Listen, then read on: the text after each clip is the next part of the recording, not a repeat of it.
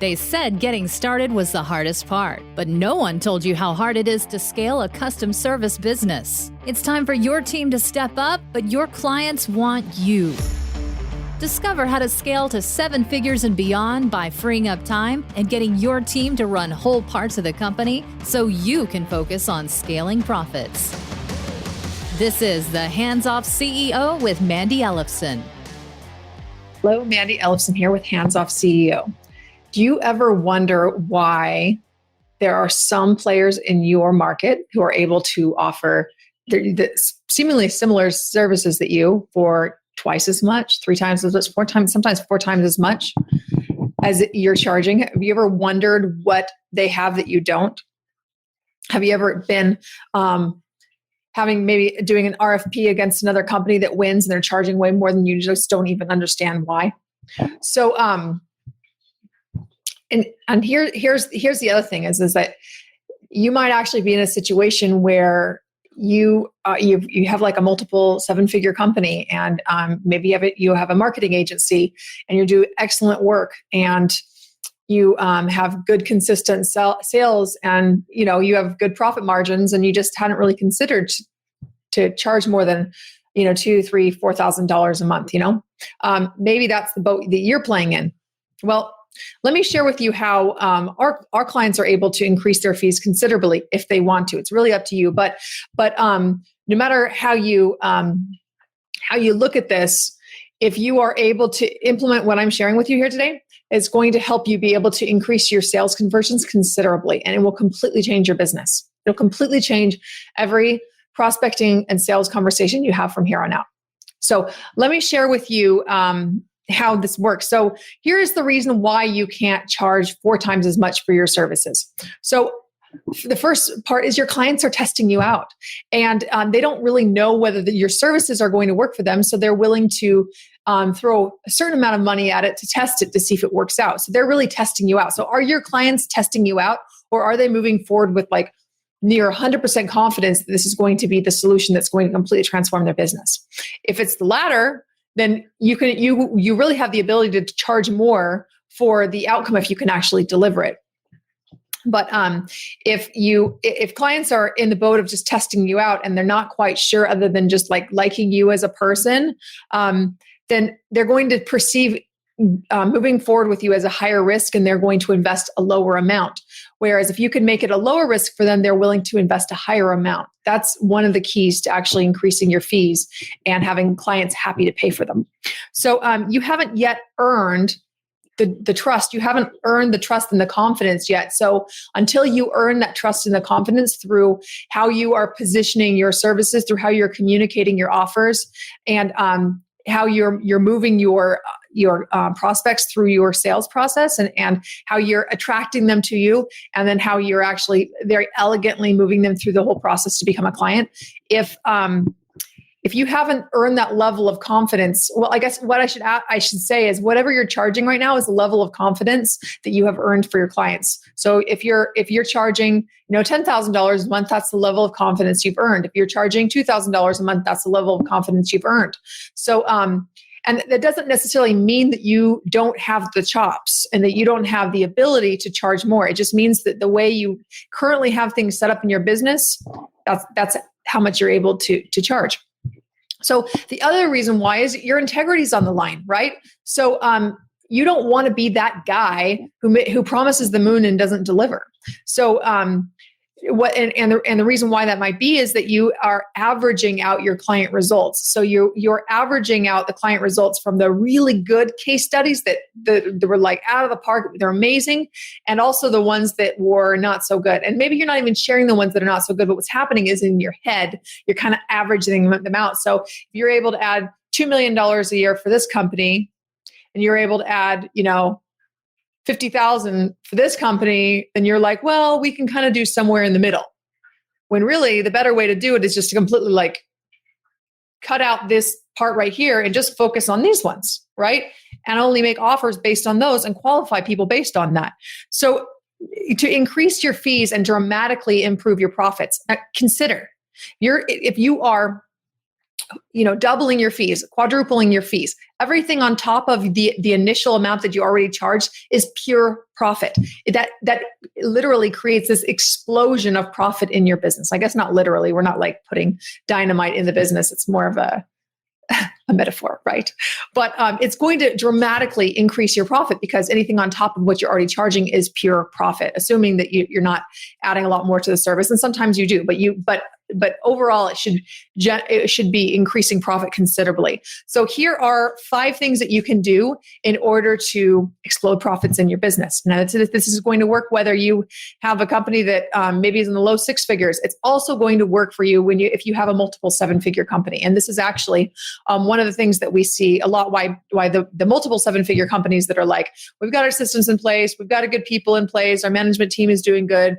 Everything, we're doing a lot of things right here. So, what else can we do? We're just going to keep on studying. Well, those are the kinds of people that like this can really, those kind of CEOs can, when they implement this in their business, they can see very dramatic changes quickly because they already have these amazing case studies. So if you already have these amazing case studies, and it's usually, you can just make it rock. It's pretty fun. So here are the 5 things that you can do. So the first thing is solve a bigger problem. So I was talking about using my hands here, eliminate the lower end problems and only solve the higher end problems. So solve a bigger problem. Solve at least multiple 6-figure problems, if not multiple 7-figure problems. You want to solve painful problems that people care about solving and have them be quantified. Like an increased brand awareness, that's BS. That's not enough to actually provide the level of results that your clients care about. So increase brand awareness so that what? So that like, what does the increased brand awareness do? You've got to be able to track it down. And at this point, a lot of people say, well, Mandy, like I don't have access to that information. It's like, well, are you a vendor or are you a partner? Are you a growth partner or are you just a vendor who's running traffic? You got to decide which one you're going to be. I'd rather be the growth partner personally, if I was in your shoes. But that requires some conversations with your clients and saying, hey, you know what? Do you want us to help you drive growth? If so, then we need to have access to these numbers and metrics so we know if what we're doing is working and which parts are working so we can accelerate the results. So solve a bigger problem. From solving a bigger problem, now make a bigger promise, right? So you can look through through past case studies and understand what are the kind of problems that we can solve, what are the problems we've solved in the past, and how do we replicate them? Which ones do we want to replicate? Which ones do we not want to replicate? And there's a whole process around that. But then when you come down to it, be relentlessly choosy about your clients. So number 3 is to be relentlessly choosy about your clients so you don't resent them. So, and what this looks like is that you have a very clear criteria for who you can help under what circumstances. So one of our clients, we can add $10 million to beauty and skincare brands in 3 years. So like when we started working with him, he had this challenge too. Like the results were across the board. On one side, they would get some of these results. On the other side, they would be getting tens of millions of dollars. So like they were kind of making claims somewhere in the middle because they have integrity and they didn't want to be that guy promising the moon. So once we eliminated the lower end market that they no longer were going to work with, and they just instead said, this is the market we're going after and this is the promise that we can get, then it's just a matter of going out, targeting and hunting, right?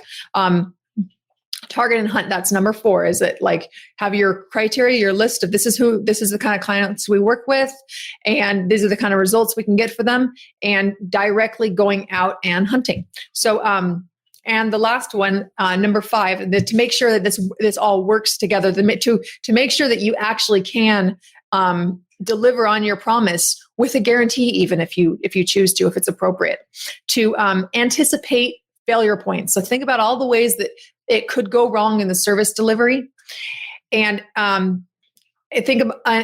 using those potential failure points. Now look at those risks and offset every risk at each step of your service delivery, and that's how you can guarantee services for your clients. You can 4x your fees and you can have this business that has an enormous amount of profit, that has enough cash flow to be able to pay good quality team in your business, that has the runway to really scale up profitably, that has enough cash to replace you as the CEO doing different parts of the business. Because here's the thing, if you don't have enough money in the business, you cannot replace yourself, because that's one of the, if you're doing too much in the business, if your hands are in all the different pots in the business, one of the reasons why is that it's because you haven't properly financed your growth to actually replace yourself in those different roles. And the biggest problem for that is not solving a big enough problem so that you can properly price your services so that it is profitable for the company. So, with all that, just the last thing I want to share is just don't wait for your clients to come to you.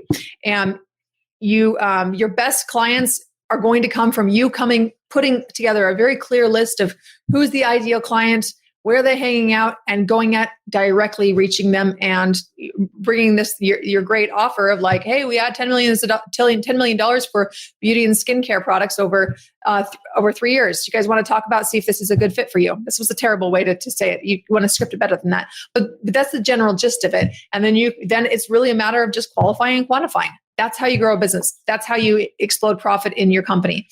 If you'd like to see this happen in your business, you have an established company, you have a team, and you just would like to know how you can build a better offer that's more sellable, that you can increase your fees on if you want to, that maybe you even want your company to run without you and even grow without you, then private message me, comment below, and we can get the conversation started. I hope this little tidbit video was helpful for you. This is Mandy Ellefson from handsoffceo.com signing out. Thanks for listening to this episode of the Hands Off CEO with Mandy Ellefson.